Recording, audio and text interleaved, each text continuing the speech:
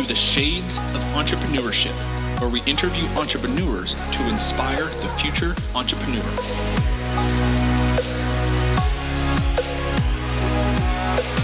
I'll be your host, Mr. Gabriel Flores.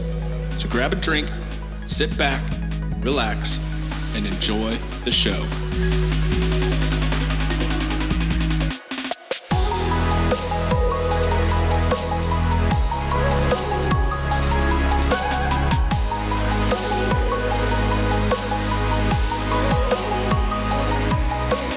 My next guest is a serial entrepreneur who has positioned his company as the premier destination for businesses looking to purchase and distribute quality promotional products. Please welcome the founder of swag.com, Jeremy Parker. Hello, everyone, and welcome to the Shades of Entrepreneurship. This is your host, Mr. Gabriel Flores. Today, I'm here with Jeremy Parker. Jeremy, how are we doing? I'm doing great. Great to be here. Yeah, I'm really excited about this one, folks, because this one's a very unique entrepreneurial endeavor. It's actually something I think every single one of us has probably been either interacted with or had some sort of thing. Like if you go to a conference, you tend to come home with this. We're going to be talking about swag. But before we get into all that, Jeremy, go ahead and introduce yourself. Who is Jeremy Parker? Great to be here. I'm an entrepreneur, a lifelong entrepreneur. I used to be a documentary filmmaker in my past life, but for the last, 18 years since I graduated college, I was starting businesses.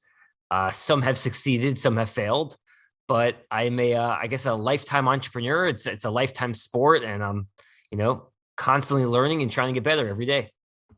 Okay, now I gotta ask, documentary films. Tell me how you got into that, and then what was your first entrepreneurial endeavor? Sure thing. Yeah. So I went to a college for filmmaking. I went to Boston University. When I was 18 years old, I made this feature-length documentary called 1%, that actually won the Vail Film Festival. So I was 18 years old. I was on the top of the mountaintop. I win this big film festival. There's a lot of major celebrities that everyone's heard of, a lot of more struggling creatives, artists. And I asked myself two questions. Really, number one, do I love what I'm doing? And number two, am I that good at it? And honestly, both answers were no. And it was kind of this realization, even though I just won this big film festival, that maybe this is not the career that I should be pursuing, or that was the right choice for me. So went back to college, finished on my last year in college, and I had no other experience except for being a filmmaker, but I wanted to learn what I was good at. So I started my first company. I had no experience, didn't really even know what entrepreneur meant, but I picked a t-shirt company to start because I thought that could be easy. It wasn't, but I thought it could be relatively easy. And also I thought I would learn a lot, what I was good at, what I was bad at, what I enjoyed. Because if you think about a t-shirt company, you have to learn how to manufacture, and you have to learn how to do PR and sell to stores. And this is pre-Shopify, build an e-commerce experience and create a brand, and all these different aspects of creating a business is simple t-shirt company. So I launched this t-shirt company, called Tees and Tats. Horrible name. But it was based on tattoo apparel, and the t-shirts were, $200+ t-shirts, individually numbered, very high-end premium. We were selling to all these different stores, and it was going great until 2007 recession hit, and all the stores we were selling to kind of went under. So it was kind of one of these moments of, is my business going to fail right as we're starting it? And that kind of just led me on to have to think out of the box and creatively, because, when a business is failing, you really have to figure out the side door type of experience. And I wrote a letter to Mark Cuban, who is obviously famous Mark Cuban billionaire, but he had a blog called Blog Maverick. And I was trying to learn as much as I could in the early days of my entrepreneurship journey. And he responded to my message, and he wrote about me in this blog. And it kind of set me on this path of, I met this person and that person. And ultimately, I met this guy, Elliot Pizer, who is the CEO of MV Sport. And MV Sport is a very large company in the promotional product space. And it introduced me to this industry that I never heard of when I was 22 years old. And I don't want to bore you. There's so many ups and downs, but basically I kind of discovered this industry, and I fell in love. So that was kind of how I got into this promo industry. Yeah, I love it. First and foremost, it's really interesting because I think my first entrepreneurship endeavor was also the t-shirt industry, and I tell you, I got my butt kicked and my wallet cleaned out. And to your point, because there are so many nuances in the t-shirt industry with dealing with suppliers and dealing with supply and logistics, and then dealing with actual vendors and so on and so forth. Mhm. For me, kind of like you, I actually had to go back to school because I'm realizing, I'm trying to, trying to teach people how to cook. Yeah, I've never took a cooking lesson before, and so Mhm. like it makes sense to kind of go back. And I love your thought process of networking, reading blogs, and reaching out, folks. I got to tell you, in fact, Mark Cuban says this pretty consistently. If you kind of bring them something of value or something he's interested, he's willing to reach out to you, even though he's super busy. He's an individual that actually wants to see entrepreneurs succeed, and he's willing to kind of lend some support. Now, you mentioned, you just kind of reached out and you've been networking. How important has networking been to you in your career? It's crazy. It's a big part of the success I've had is different experiences, and you don't always know when you're in the experience, is this could be valuable or not. It's not about that. It's about, forming connections. I think it's just important in general to learn from one another, learn from people who have done it before you and see their mistakes and how you can maybe avoid those mistakes or see what they did that was right. Maybe you can learn from it. So in all my experiences, even through the failures, oftentimes the failures taught me more than the successes. That makes sense. I'll give you a quick example. When I was 25 years old, I started a company with my brother, and we did like product placement for YouTube videos. So my brother had this idea: what if we could get these big brand names into YouTube videos? Now everyone's doing that, right? The YouTube stars are millionaires at this point, but I'm 39. This was 14 years ago, if you can imagine. People weren't doing that, and these YouTube stars were getting millions and millions of views, and they were making no money. They were living in their parents' basement. So my brother had this idea: what if you could put these brands, State Farm, Colgate, Verizon, into the YouTube videos, become kind of like the middleman, their agency, and take like a brokerage fee, if you will. And it became very successful. And then I joined my brother, and we said, well, why are we stopping with just YouTube stars? Why don't we do this with major celebrities who have millions of followers or will have millions of followers on social media? So we started buying up the celebrity rights to, and I can't say the names, but major celebrities on their Twitter and Facebook. Like they could only do deals through us. We were becoming like their broker. And put in perspective how early we were. It was like a celebrity that now has like 40 million followers had like 4,000 followers when we bought their rights. So it's kind of like buying oil before people knew how valuable oil was. And we packaged this deal up, and I ultimately sold it to a publicly traded company by the guy, Bob Sillerman, creator of Live Nation, Ticketmaster, acquired my company when I was 25 years old. And then after that, I had a different startup that was a failure. It took me 3 years. We never really made it successful. It was called Vouch. It was a social networking app. And I learned the biggest takeaway from that failure, and I'll explain right now. I was, in charge of product. So user experience design, that's, part of my background. I'm a filmmaker, but part of my background is also user experience and design. I lost sleep over every little thing, like what the app should look like, what happens when you swipe right or left, what happens when you press this button, everything. I lost sleep over every little detail. And I spent a year building this platform, and then we launched it. And when I launched it, all the things that I lost sleep over that I thought were important, users did not give a shit about. It was all these other things. There's a whole different list of stuff that they cared about. And I just, at that moment, realized I just wasted a year of my life building the wrong thing. And, that really, you're kind of putting yourselves with like handcuffs. It's very hard to overcome wasting a year of burn, building the wrong thing, have to recalibrate. We never were able to figure out the right solution. And I wished that I could just got out of my own way and build something really quickly, launched it quickly and learned, and then pivoted and learned. So when we started swag.com right after, from day one, we started making sales. I didn't have a business. I had a landing page that said coming soon. And that was it. And I went and I knocked on doors, and I called up Facebook, and I went to their office, and I went to up and down WeWork hallways, knocking on doors, just trying to make as many sales and frankly learn from the customer to figure out what the right thing to build is. So that was like the biggest life lesson for entrepreneurs who are listening. Get out of your own way, remove the ego. Most entrepreneurs have this ego that they think they know what the answer is, and oftentimes they don't. So get out of your own head, speak to people, be comfortable sharing your idea. No one's stealing your idea. Talk about it.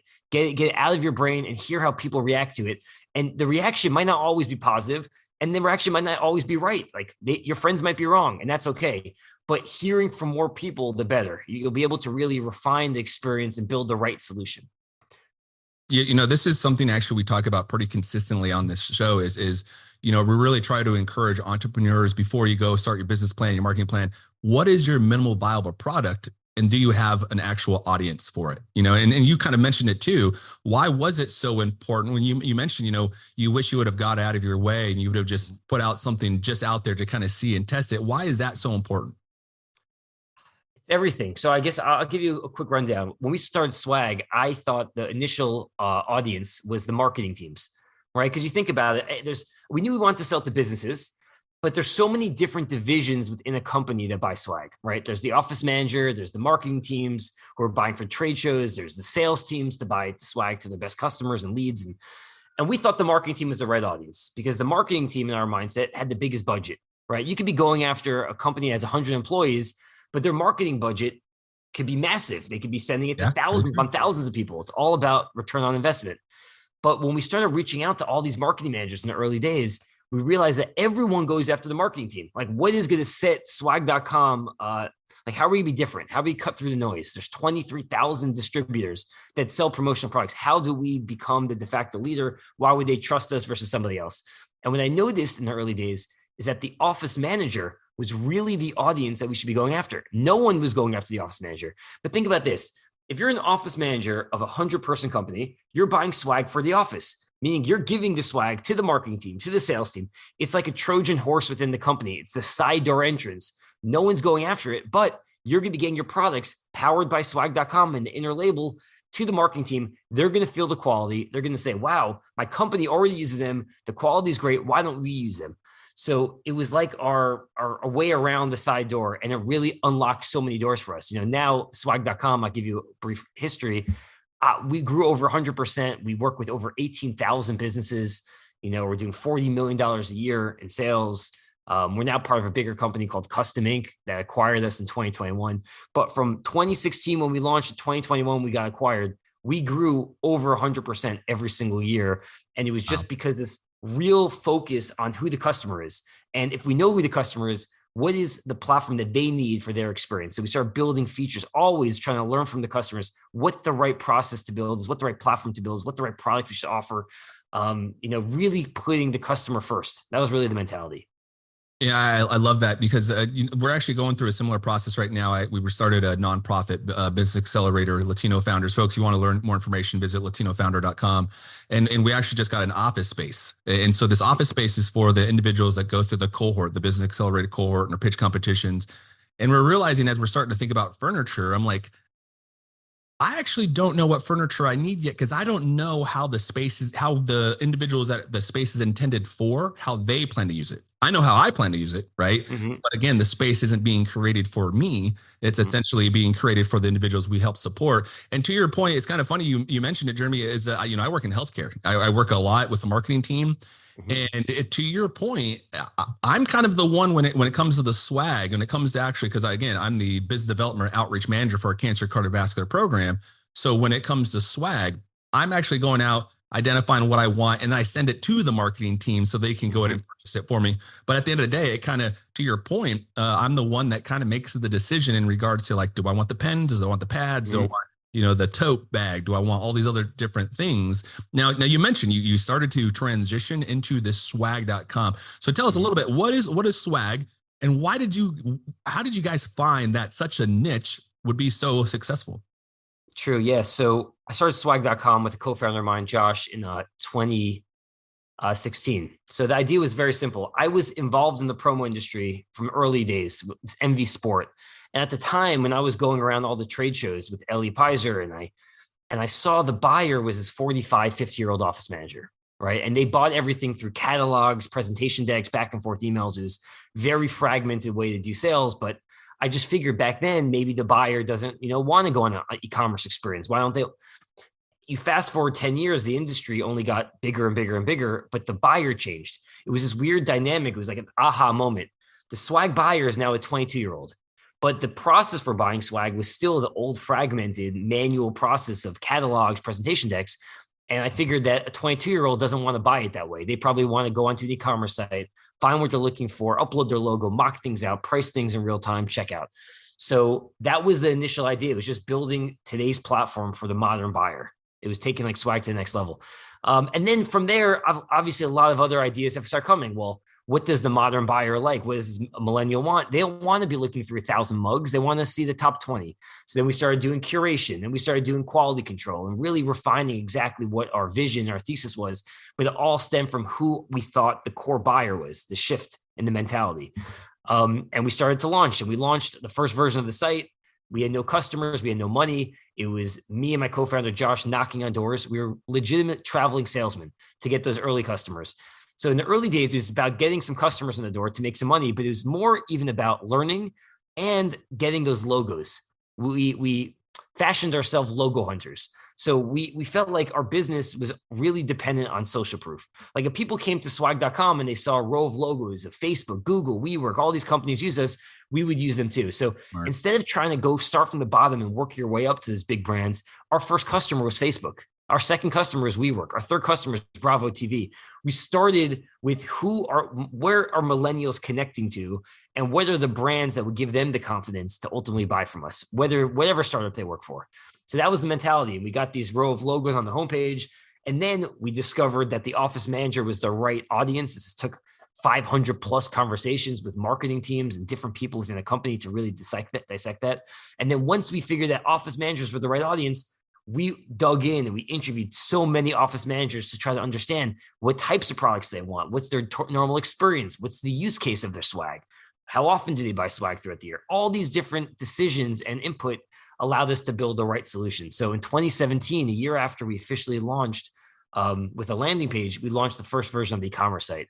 And we went from 350,000 our first year doing it manual to 1.1 million our second year to 3.1 million to 7 million to 15.5 to 30 million. And then we got acquired by Custom Ink. So we really grew so fast because we always had the customer mentality in mind. Everything that we built, we felt very good that we weren't just spending tech time building something and that hopefully it works. We knew it was going to work because our clients were telling us. Let's talk about that. Let's talk about scaling a little bit, because I think a lot of entrepreneurs, I think, the core, they would love to be able to scale 100x year over year for 5-6 years. Yeah. However, their biggest concern, operations. How did you scale your organization 100x year over year, but maintain the operational fluidity that it needs to make sure you're running a successful company? It is very challenging. In the early days, as an entrepreneur, you're the CEO, right? But you're also head of operations, you're head of marketing, you're head of sales, you're head of intern, making deliveries, legitimately doing everything. So before you ever hire anybody, you should feel the pain yourself. You should know what all the roles specifically do. So we only made our first real full-time hire like 18 months after we launched. And by the time we had like year 3, I think we only had 4 or 5 people, and we were doing over $3 million in sales with a very small team. We built a lot of technology to streamline the process. So a lot of the problems that required a lot of handholding, operational handholding, traditionally in the industry, we kind of solve for it through technology. And like when we couldn't solve through technology, I would jump in there and kind of manually place orders with suppliers. I guess there's no 100% right answer for every business. Every business is different. For my mentality was always, let me push myself to the extreme, like in terms of doing everything. Like, let me be in every single role and until I physically cannot do it anymore. And then I need to train somebody else. And when you train somebody else and I onboard somebody, you kind of have to remove your ego and that micromanagement tendency that every entrepreneur has when they kind of pass it off to somebody else. Whoever you hire is not going to do it exactly like you, and that's fine. But if they do it 80% like you or 80% good, that's fine. It's the only way you can. It's a huge unlock, because a lot of my entrepreneurial friends, even myself in the early days, I did do the micromanaging. I did try. And then you kind of have to stop yourself, and you're saying it's never going to be an enjoyable place to work. You're never going to be able to scale where you need to scale. You start to have to rely on people. You have to train them. You have to hold people accountable, but you have to, at some point, allow them to do things their own way. It doesn't have to be exactly your way. So once I learned that, we were able to scale up. Now we have, over 100 employees, and things are running really smoothly. But it took time to get there and really figure out the right process.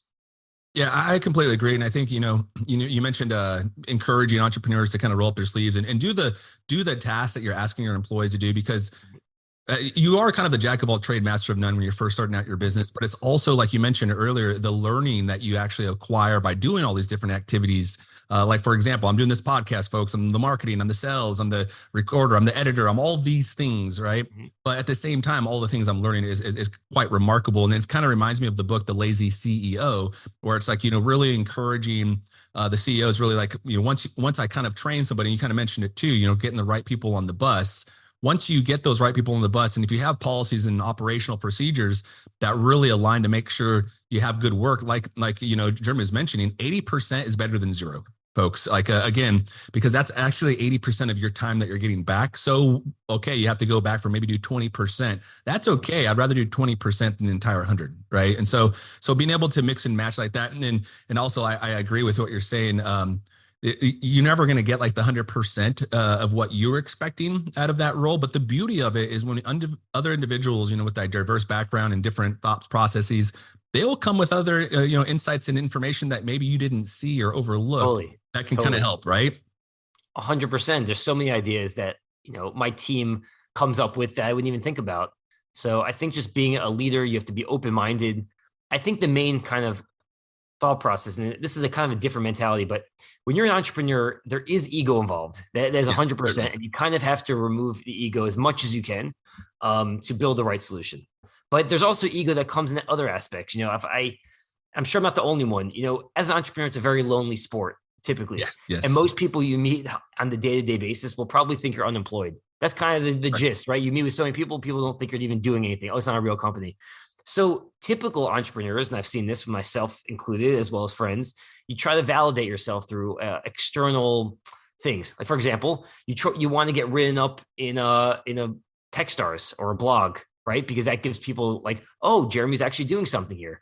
Or you want to raise money from a VC to get that confidence boost, or saying, oh, they're actually building something. They're not like an unemployed person. This is a real thing. And a lot of people do things for the wrong sake. Now, if PR and getting into articles and doing podcasts help the business, then you should do it. 100% you should do it.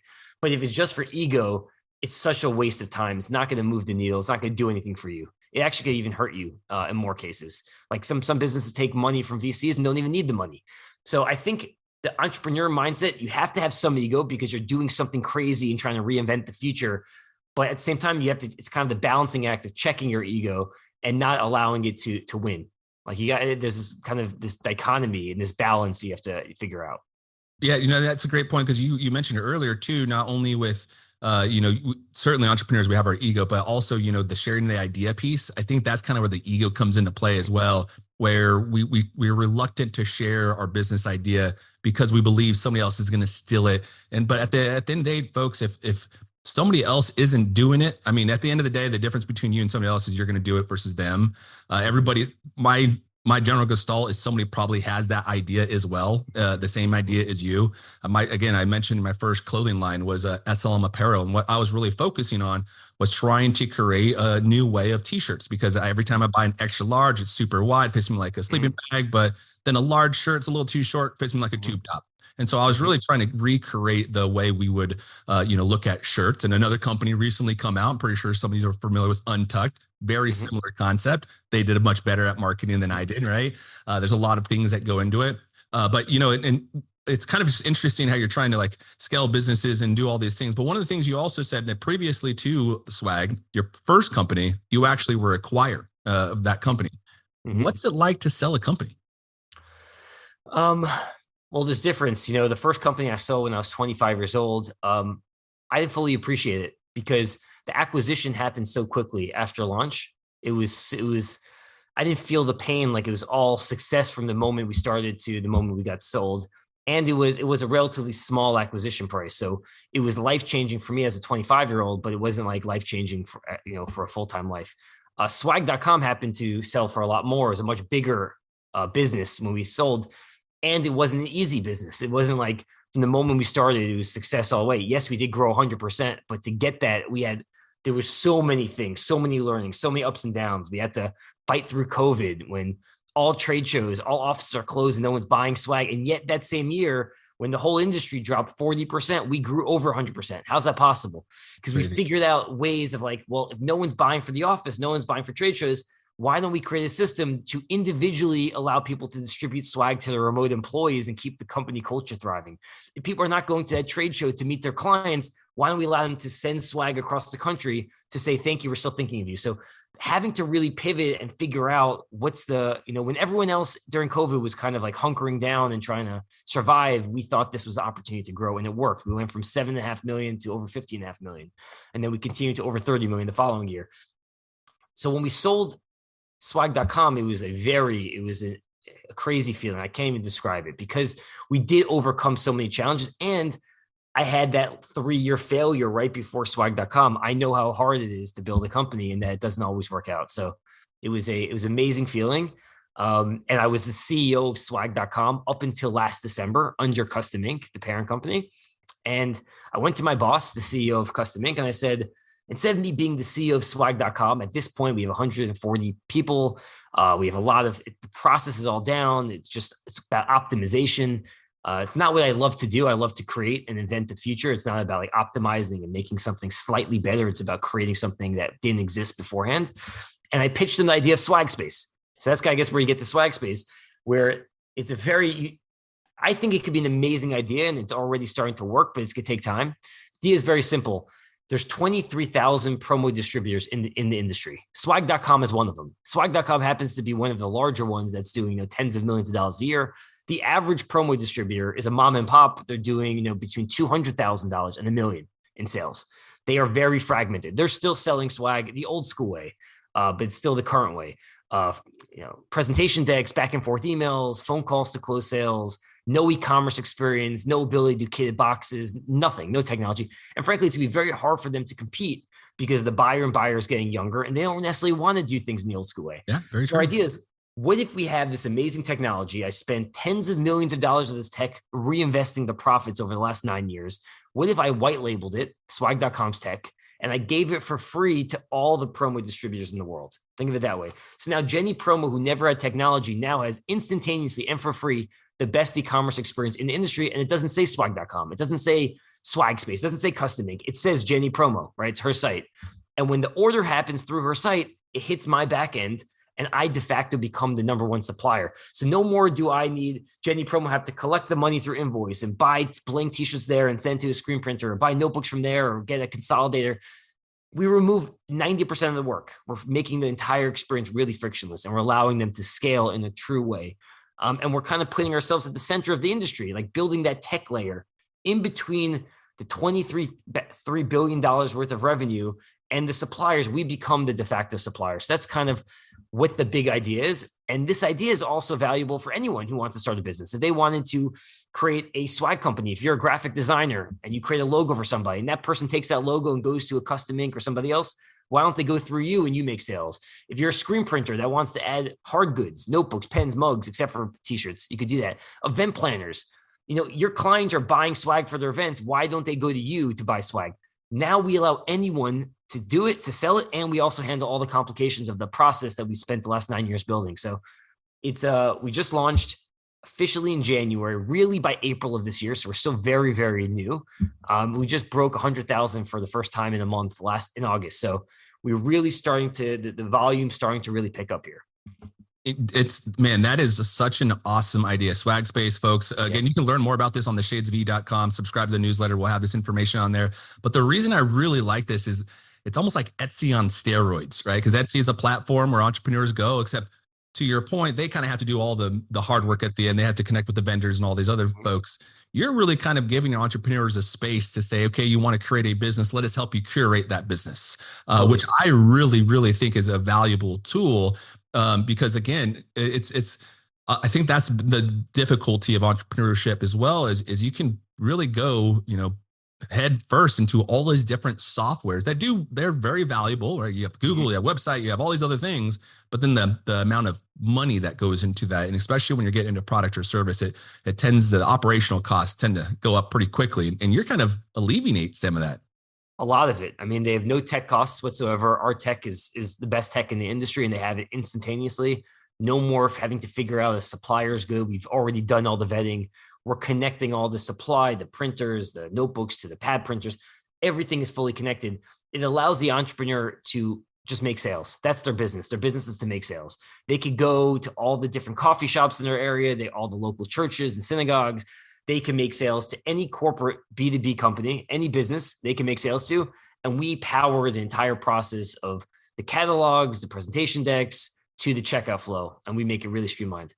Oh, I love it. Now let's take a step back, because you kind of started your entrepreneur endeavor in a very unique time where e-commerce wasn't really a thing yet. Yeah. You were kind of tasked to create an e-commerce. Let's talk about some of the difficulties you had beginning, kind of starting where there wasn't really an e-commerce space, and how have you kind of learned to evolve and actually really took what you learned, 10 years ago and apply it today?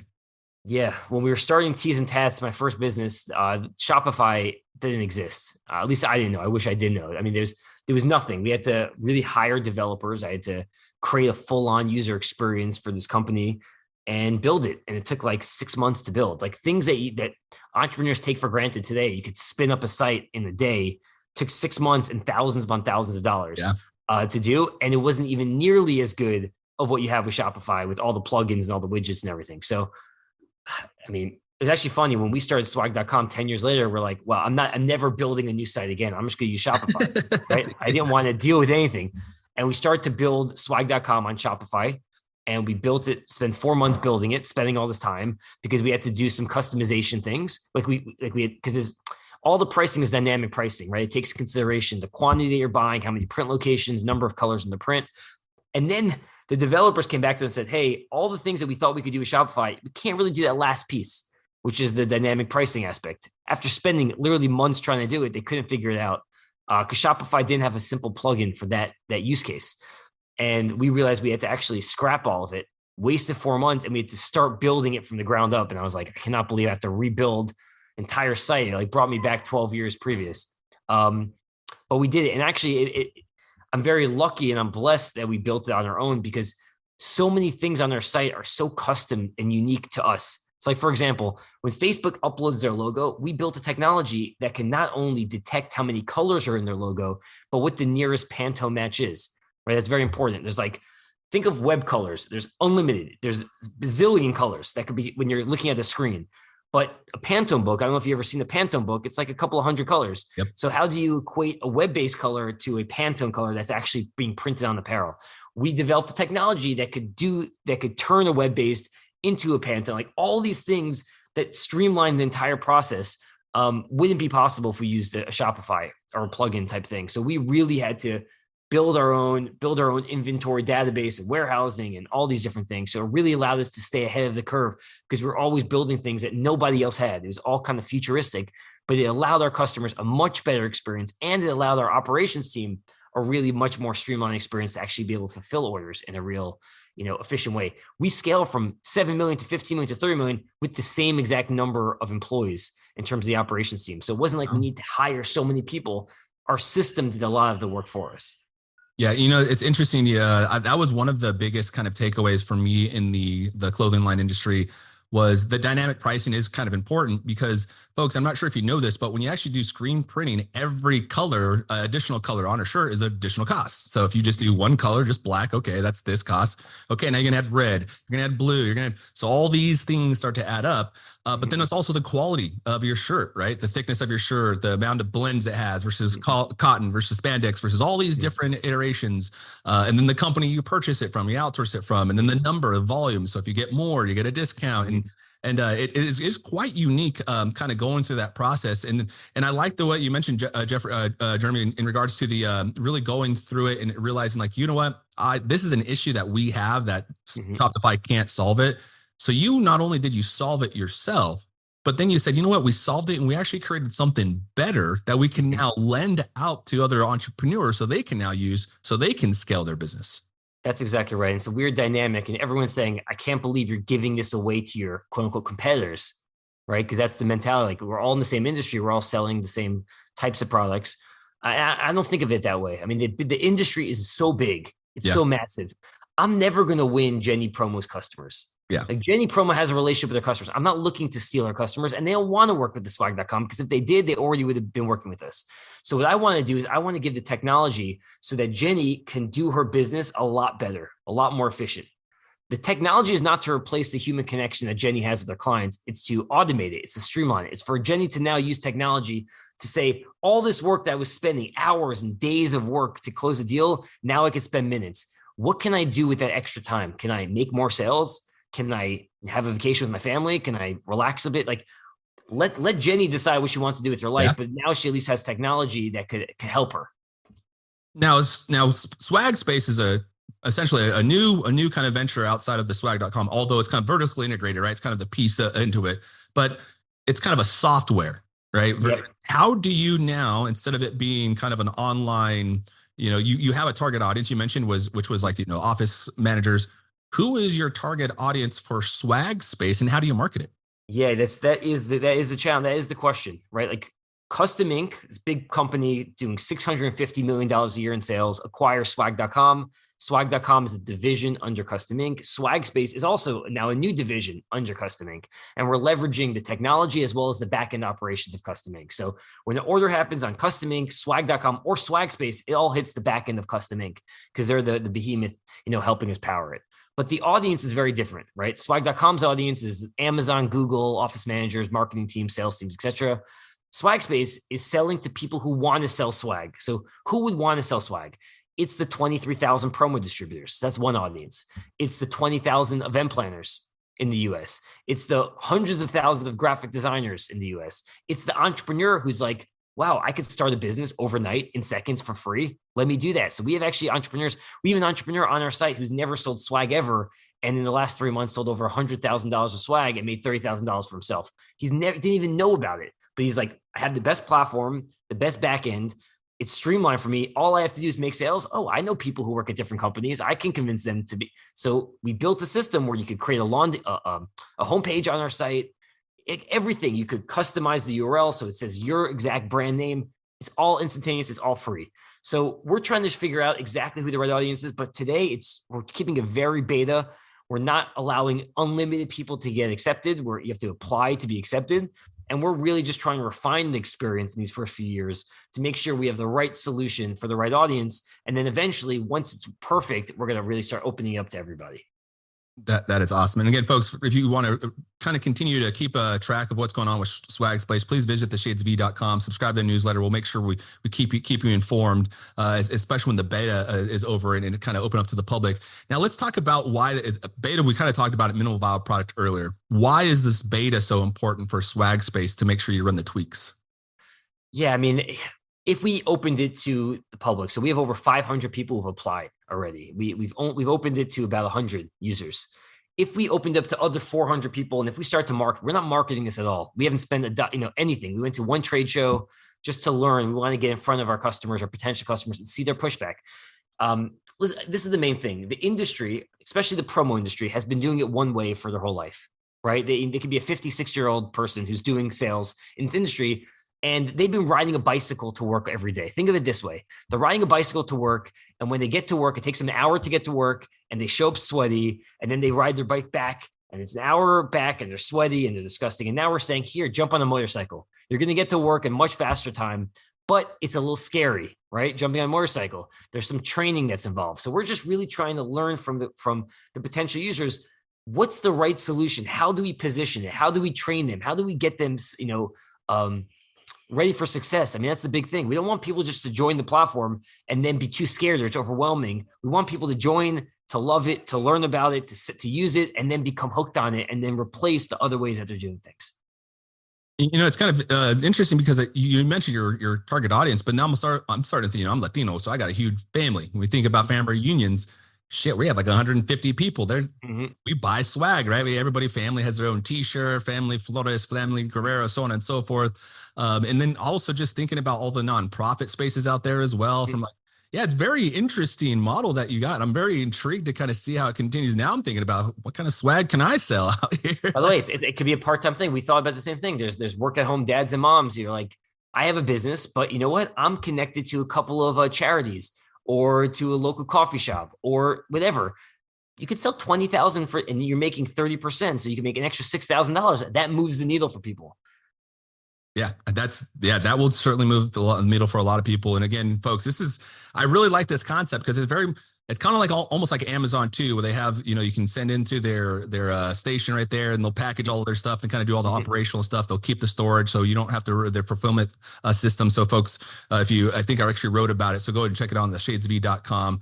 I think the blog has something about the Amazon kind of fulfillment thing. But again, it's very interesting because you're allowing and kind of encouraging entrepreneurial endeavors.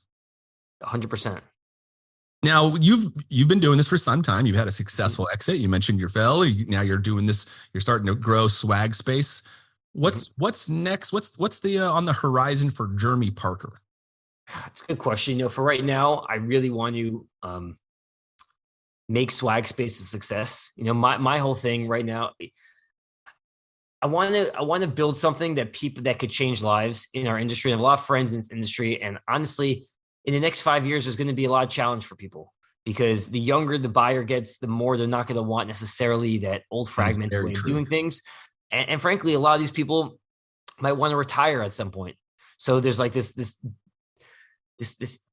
position that they're in where it's like, I'm going to retire in 5 to 7 years, and the industry is changing so much. How am I going to figure out a solution or an exit strategy for myself? And I do believe Swag Space could be that plan. It could really level them up, bring them into the 21st century, and also allow them an off-ramp ultimately when they want to, transition to a retirement. So I'm excited about that, but I'm an entrepreneur. So I'm sure I'm going to start another business at some point that's not within the custom ink ecosystem. That's my next business that I'm going to be 100% owner of. I'm not really sure what that is yet, but I'm opportunistic, and I'm always, talking to people and seeing what things can be improved. And then once I have an idea, I don't expect that it's going to be the right idea. I'm going to probably want to talk to a lot of people, sell it, see the pushback, and maybe it is the right thing, and that I'm able to kind of figure out a path for myself. What I've learned for myself as an entrepreneur, there's a lot of entrepreneurs that go for the biggest, grand slams. And my feeling is, I don't need a grand slam. I don't need a business that needs to be $1 billion or zero. I'm happy with a business that has the opportunity to be a small business, or it has the opportunity to be a big business. I like those businesses where it's not all or nothing. Like when I started swag.com, it could have been a $5 million business. It could have been $1 million business, or it could have been what we created, which was, tens of millions of dollar business.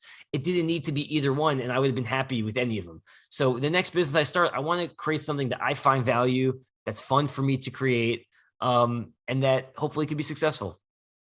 You brought up an excellent point. I think a lot of people get into entrepreneurship because they like they have the self-control, right? They don't want to report to anybody. They want to be their own boss, which is it's a great, thought to do. And I think your swag space, it's really like a soft takeoff for a lot of entrepreneurs, because the overhead costs and the risk isn't as high as it would be to doing all of this yourself. So folks, again, check out Swag Space. Again, you can read about it on the shadesofE.com, subscribe to the newsletter, but it really does it's a soft runway for you to actually, like you mentioned, you can test your idea, test your thesis. Totally. I mean, for members who want to become part of Swag Space, who want to create their own site, it's free. I mean, if you're an entrepreneur and you want to get into the swag industry and you want to sell swag and you want to create an app or a website like what you're getting for free on Swag Space, it would take you 9-10 years. I know it because I built it. Yeah. I mean, it takes a long time. It's a lot of money. It's tens of millions of dollars. You have to raise a lot of money. It's stressful. Click of a button, upload a logo, select your brand colors, boom, you have a site ready to go. You have to typically build out a team of operators, people who convert low-res logos to high-res logos. You have to deal with it. You're using our team. Yeah. It's the only thing you have to focus on now is selling. So if you're a salesperson, you're an entrepreneur who's a salesperson. If you're somebody who's like, this will be amazing. Let me spend the next 3 months doing this. Maybe let me spend the next 20 years doing this. And I want to start making money. Apply to be a member. I mean, you never know what could happen. You could create a really meaningful business that could become your life without having to do any of the upfront knowledge learning, or tech investment or any of it, people investment. It could be a one-man show, one woman show, and really build something of value. Yeah, I love it. And again, your target audience, I feel like is kind of anybody that's interested. Yep. Now, for again, this is such a very interesting, very novel kind of space that I'm very intrigued about. And I'm going to go ahead and check out swag.com. Now, for the folks that are, interested in learning more about you, they want to figure out the swag. Actually, before we do that, let's give some folks a head start. What would you say? Because you mentioned, the audience is changing. You're getting younger. The folks are your audience, your customers tend to be younger. They absorb information differently. What would you say in swag specifically? What is becoming the most common item that is purchased? Ooh, I think we've been actually somewhat pioneers in this. And about 9 years ago when we started, everyone was just selling t-shirts, because t-shirts are like you're a walking billboard. Yeah, And definitely. every brand wants everyone to wear the t-shirts. And my mindset when we're starting is, you don't have to. We do sell a lot of t-shirts, but you don't have to sell t-shirts to brands. That's not maybe the most important thing. The most important thing is giving people a value that they actually love, and that ultimately they will become an evangelist and will start marketing themselves. Like, for example, like a pair of socks. Like, who sees a pair of socks except for the person putting it on? But if they love the pair of socks and they're wearing it every day, then they're going to see it every single day and they'll become a fan, and ultimately they'll start marketing it. We did a deal with Facebook where we had this really beautiful leather backpack called Nomo London, $200, really beautiful, elegant backpacks. And we didn't put the Facebook logo anywhere on the outside of the bag because it's such a nice bag. You don't want to ruin it with like an embroidery patch of a logo. So we actually embroidered the logo on the inside of the bag. So only the people who open up the bag see the Facebook logo. It's only for the recipient. It's not for them to be a walking billboard. So for me, it's just about quality items. We want to sell products that people actually want to keep. That was our ethos from the very beginning. To me, drinkware, water bottles, socks, those kind of things are more personal that you use every single day. To me, are what I like to push people to buy, because I think they'll get more value out of it.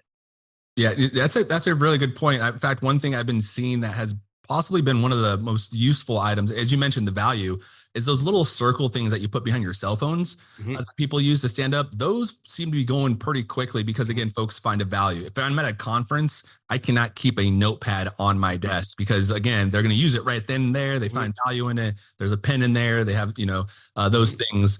Again, it's really cool space that you're doing. Now for folks that are interested, again, folks, this information will be on the Shades of E, so please subscribe to the newsletter. So, Jeremy, if folks are interested in learning more about you, learning more about swag space, where can they find you online? Where do they go? Sure thing. So if you're looking to buy swag for yourself or your company, check out swag.com. If you're looking to create your own swag platform to sell to an audience, check out swag.space. It's not .com, it's swag.space.